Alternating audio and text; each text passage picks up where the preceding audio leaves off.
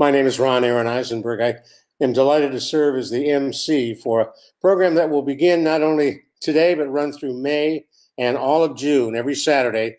For the Global Pain Association, we take a look at chronic pain, ways in which it can be addressed, ways in which those who suffer from chronic pain can find relief. Loved ones and others who are living with someone struggling with chronic pain can understand the mechanism and perhaps join in finding solutions that are not necessarily drug related. We talk about all the different types of chronic pain that's out there, and we talk about the kind of impact that stress in the middle of COVID-19, for example, the coronavirus sweeping across this country can cause to people and their families who are struggling with chronic pain. Well, it is a pleasure to kick off this series with the young woman who had the brilliant idea of doing this, who is the co-founder of the Chronic Pain Association. And it's a real welcome to Susan Blackwood. Dr. Blackwood is formerly the head of San Antonio Sports. She was the one who brought the women and men's Final Four to San Antonio and has been instrumental in dealing with athletes at the college and the professional level. And she understands, as a result, the kind of chronic pain that people, for example, who are athletes go through. So Susan will give us an overview of why a Global Pain Association. Susan, thanks for joining us. Well, Ron, thank you so much for hosting this. The Eisenberg Group has done a brilliant job of putting this series together for us.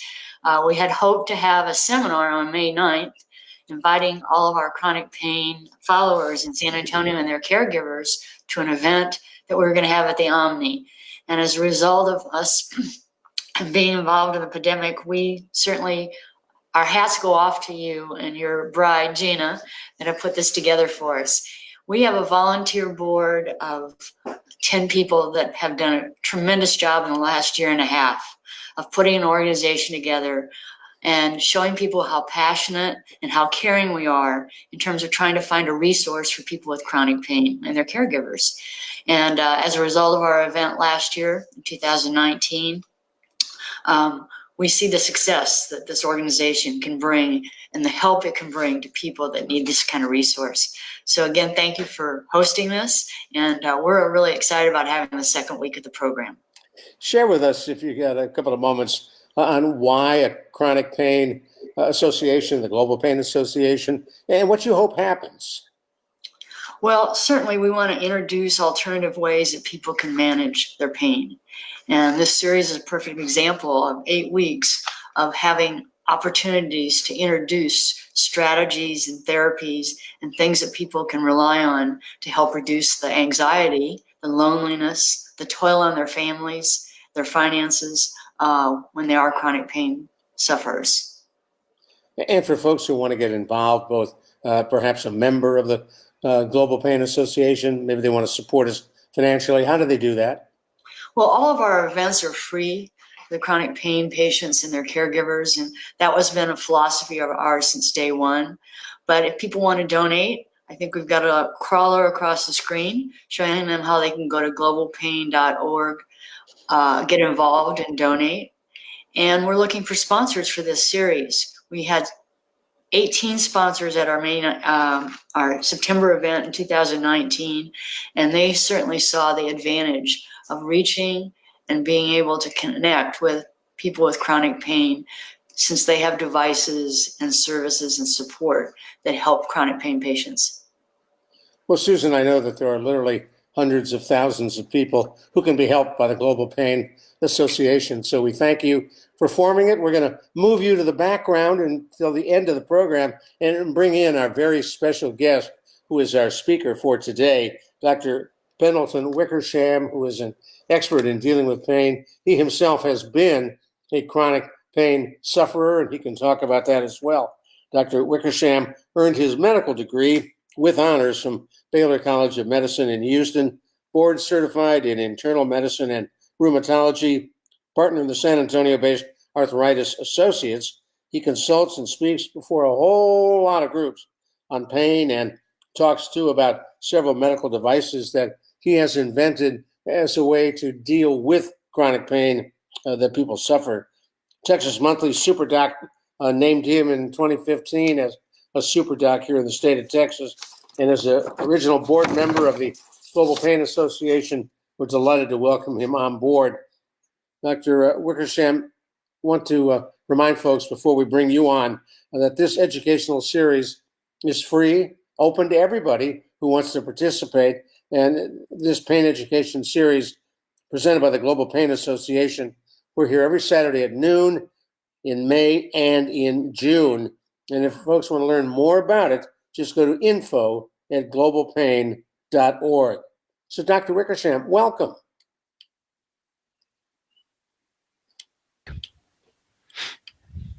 We're going to get your mic turned down and we'll try that again. Nice. All right, sure. There you are. Nice to see you. All right, now I'm here. So I just wanted to say thanks, Ron. I'm really excited about the seminar today, about the opportunity to talk specifically about some myths surrounding chronic pain.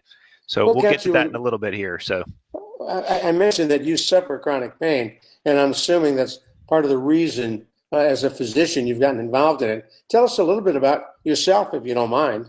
Sure. So I was in medical school and fell in love, did a rheumatology elective, fell in love with rheumatology because of many factors, especially the long-term relationships I saw between doctors and patients. And on my rheumatology rotation, what had been sort of an intermittent problem flared up. I had a massive flare, in fact, and was having difficulty walking. And it turned out that my professor at the time was one of the world experts in the arthritis that I have. So you can call it serendipity, you can call it blind luck, but it pushed me further into rheumatology for sure. And what is the arthritis you have? So I have ankylosing spondylitis, which is historically thought to be mostly an arthritis of men that affects the low back. Turns out that it's almost gender neutral. It's almost as common in women as it is in men. And the prevalence, depending upon what study you look at, is almost 1% in our community. So this is an example of back pain that for many, many years, lots of people who've struggled haven't been properly diagnosed. So this is just one of many types of arthritis that can cause chronic pain that need further evaluation. In fact, I was going to ask you, there's no one arthritis. Oh, goodness, no. You know, we in the medical school, we always made a list of everything, right? So we had to learn a list of the different causes of X or Y. But there was the list of different types, different causes of arthritis, and it's over 100 long, which is really striking if you think about it. So, and it is not age specific? Absolutely not. So arthritis, and specifically the wear and tear form of arthritis, which affects more than 30 million people in the U.S., osteoarthritis, that is more common with age and, of course, with injury as well. But in general, arthritis can happen from a very young age. Juvenile rheumatoid, or now juvenile idiopathic arthritis, as it's called, can happen in a toddler. So it can happen at any age and any stage in life. Now, I know you were kind enough to prepare a presentation for our Global Pain Association viewers for today's program. And if you're ready, we're ready. We're going to turn the stage over to you. All right, let's get started. Thanks, Ron. Well, welcome, everybody. This is quite a pleasure for me to be able to talk about some of the myths surrounding chronic pain. You know, part of what I do as a rheumatologist is I see people in pain because I see arthritis. And so this is a topic that's very near and dear to my heart. So before we talk specifically about the myths, I wanted to define chronic pain for everybody. What truly is chronic pain? And the answer depends upon who you ask. So basically, it's pain that doesn't go away. And that seemed pretty self-evident and straightforward. In the medical literature, there are all sorts of criteria and cutoffs. It's got to last for 3 months. It's got to last for 6 months, a whole year. And I wouldn't get too caught up in that. The best definition actually that I've seen is from the textbook shown here: pain that extends beyond the expected period of healing. Next slide. So I'm going to give you 6 myths here that I'd like to try to debunk about chronic pain. And we'll start with myth number 1, that normal aging causes pain. I can't tell you the number of people I've seen over the years who have come in, they've been struggling with pain for 2, 3, 4, 5 more years. And I say, well, you know, why didn't you come in and get this checked? Do you have arthritis? And they say, well, I just figured I was getting older. But being a few decades past 20 doesn't guarantee pain to anyone. Pain always means something is wrong. Yes, it's true certain types of arthritis are more common with age and more common with injury, but don't mistake aging for pain. What does that mean? Chronic pain always deserves an evaluation, if for no other reason than to just have some management of the pain, of course, but also because there are many underlying causes that can be treated independently of actually just addressing the pain itself. Next slide. Myth number 2 here, and this is one of my particular pet peeves, it's grin and bear it. So in our society in the US, we're always prone to think what doesn't kill us makes us stronger. But when it comes to pain, putting up with it actually can make us worse. There are some consequences which are really interesting in the nervous system of persistent pain. The first has to do with neuroplasticity, the brain's ability to adapt, and we call this central sensitization. And the idea here is that our nervous system adapts to whatever we do. So if you go and you spend 6 months reading and studying and memorizing, over that period, you're going to get better at your short-term memory. That's adaptation of the brain. That's a wonderful thing. But with chronic pain, if you spend that same 6 months struggling in pain, unfortunately, the spinal cord, the brain get really better at signaling and processing pain. So the pain actually increases over time. Another effect we look at is wind up. And the way to think about this is that pain adds. And so think about this. So if you smash your thumb with a hammer, you get an immediate, sudden, terrible pain. That goes away pretty quickly, but then your thumb's going to ache for a while. Well, if you do something else, such as stub your toe while your thumb is still aching, instead of being a separate pain, it adds on top of the thumb pain. And if you have a third pain, it adds on top of that. With chronic pain, people who are struggling every day and having pain all of the time, the pain seems to accumulate and stack up and add. We call that wind up. So what does that mean? Well, that means that it's important to seek out treatment, because not getting treatment means you're probably going to get worse over time. There are some other effects of pain on mood and sleep. One of the interesting things about how pain affects mood is that it's not just about suffering, which is a huge factor in mood, and poor sleep, which is a huge factor in mood and how it affects people's ability to do things, to spend time with their families, to enjoy things. What also happens is the same nerves that bring pain signals from the body to the brain, they go to the surface of the brain, tell you where you're hurting. My toe's hurting today, my ankle's hurting today, my knee's hurting. But they also go deeper into the fundamental primitive brain, some of the mood centers. So there is a direct connection between that pain signaling and your mood. And so that's yet another reason not to grin and bear it, to address the pain. Next slide. Next slide, please. Here we go. So myth number 3, medications are bad. And this may seem an odd topic to bring up for the Global Pain Association, where our real emphasis is to stay away from some of the more powerful medications such as narcotics and to look at other treatments. But the truth is, a comprehensive approach is important. There are 3 fundamental basic types of medications that are used for pain. The first are anti-inflammatories like ibuprofen and naproxen. There are also neuropathic pain treatments that work on that central sensitization I was talking about earlier, and examples, among others, are duloxetine, gabapentin, pregabalin. There are narcotics as well, but there's some problems with each of these. Each of these classes and the individual medications themselves have potential side effects. There's also a lot of concern about addiction. Narcotics are heavily regulated right now. There's even stigma.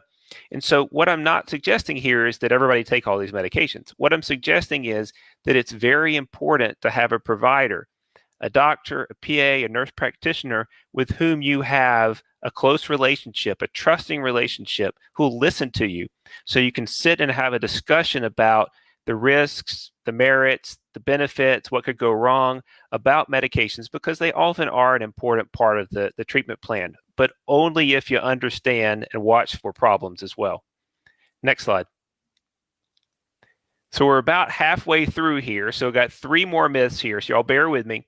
So myth number 4, exercise makes pain worse. And I hear this all the time in my practice. And sure enough, if you have chronic pain, chances are, unless you work at it, you've really gradually cut back on your activity level. So that means the loss of muscle, loss of endurance.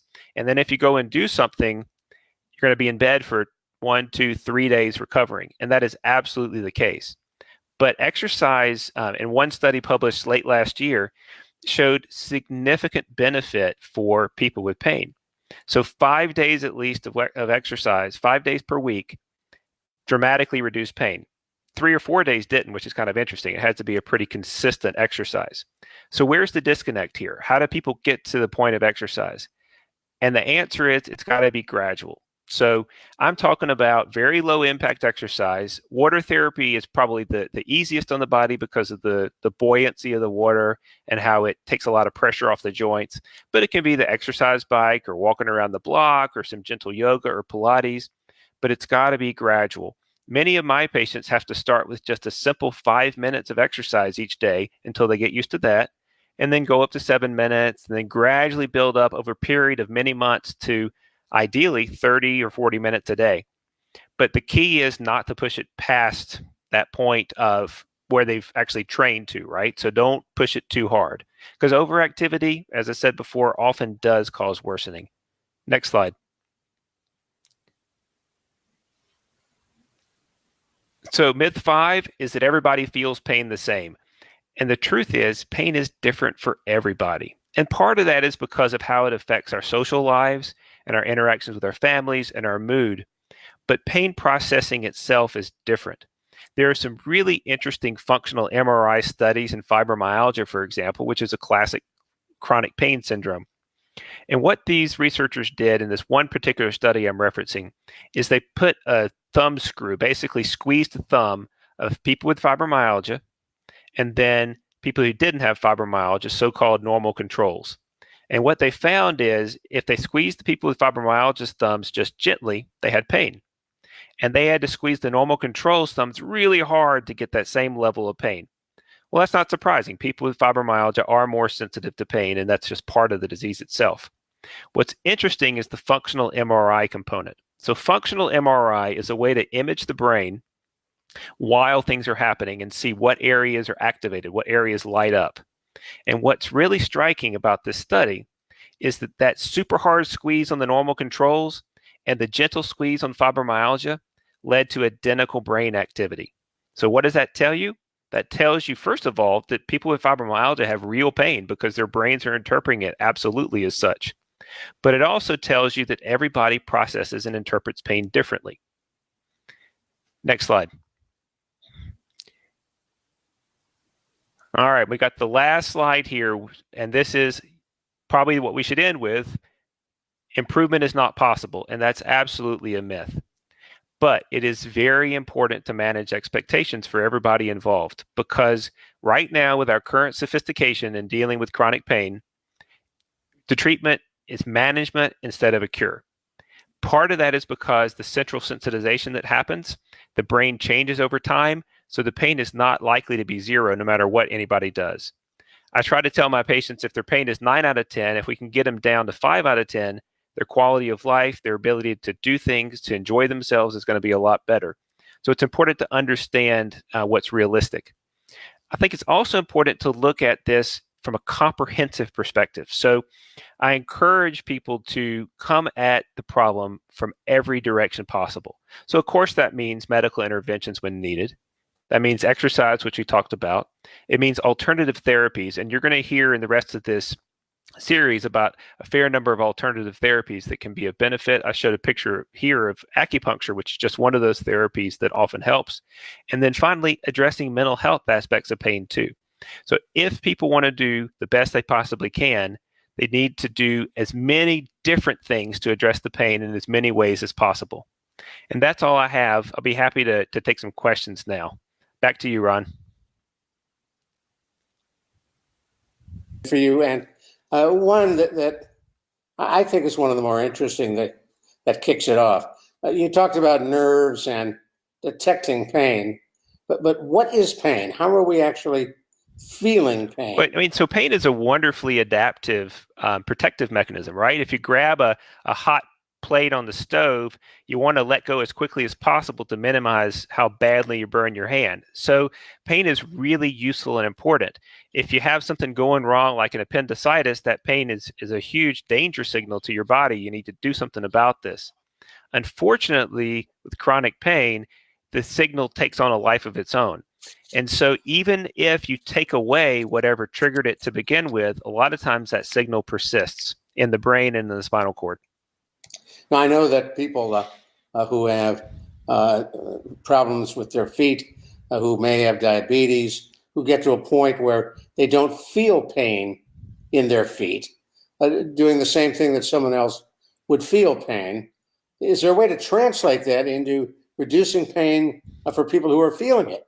Well, it's a really interesting concept, right? Because I think I can remember a patient I had who had pretty severe gout, which is one of the most painful things known to man. And as his diabetes worsened and his nerve damage worsened, he couldn't actually feel how bad the gout was.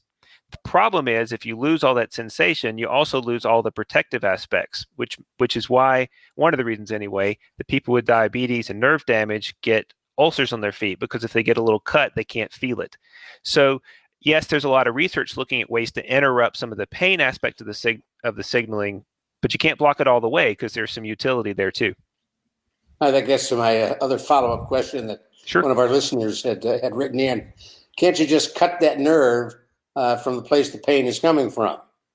And you absolutely could, but you'll lose, first of all sensation, because nerves travel in bundles, and so they'll be pretty damaging, I think. But the other issue is, because of that adaptation of the body, a lot of times the pain signaling will still happen. And so one example of this is in people who have an injury and develop chronic pain and end up having an amputation.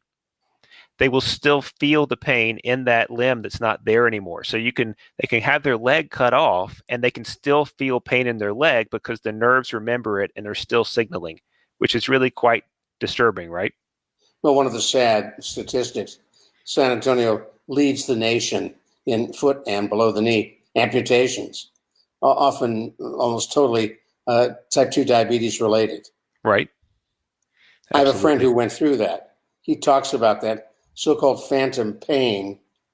It may be phantom, but it hurts. It's very real, because one of the important points here is that if your brain tells you you're in pain, you're in pain. It's a real phenomenon. And so I think we kind of struggle with that, and this is a very extreme example where you don't have the limb anymore and yet you're still hurting. But in general, we kind of struggle with, is pain real? Well, as I told you in the functional MRI study with fibromyalgia, the signaling is the same in the brain as if you didn't have any problem and you had a major injury. So that pain is absolutely real.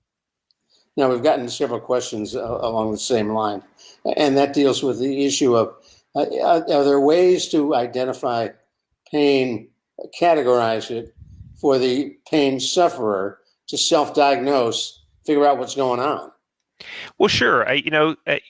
And there's some broad classes of pain. So, so if a pain is localized and sharp, it's different from that a dull type pain. In particular, the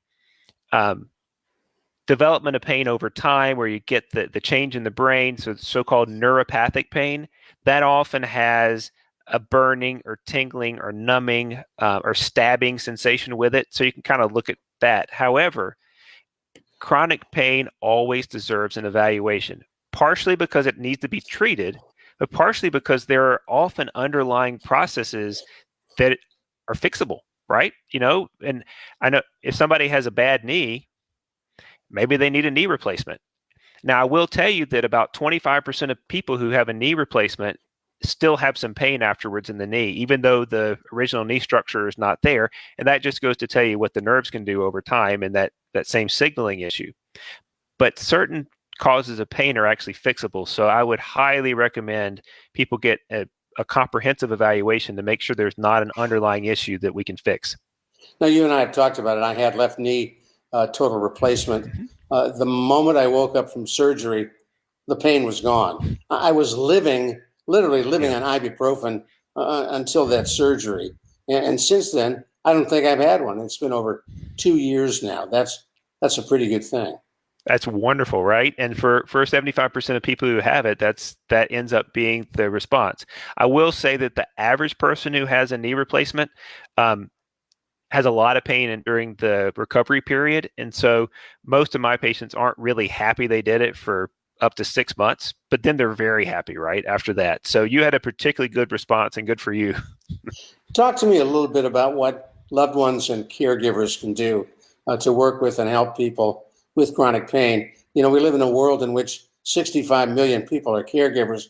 That number will only go up as society ages. What can caregivers do to help a chronic pain sufferer? Well, I think one of the most important things is that the pain sufferer just wants support, right? Nobody can understand pain unless they've lived it. So I don't think it's reasonable to expect caregivers, loved ones, to completely understand what they're going through. And that's not necessarily what people want. What they really just want is support and an ear to listen.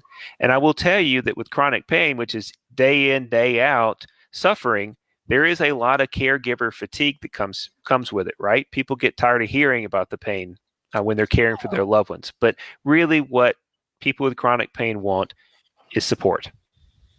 And relief.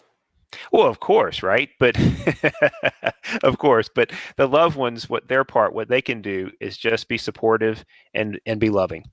Frankly. Now, for those of you who may join us, you're listening to the Global Pain Association's first weekly series on pain. We will come to you with this virtual symposium in which we have a guest speaker or two, look at an issue involving pain. It's free, open to the public. And Dr. Wickersham, you've had the honor of being our very first. Got one last question for you. Sure.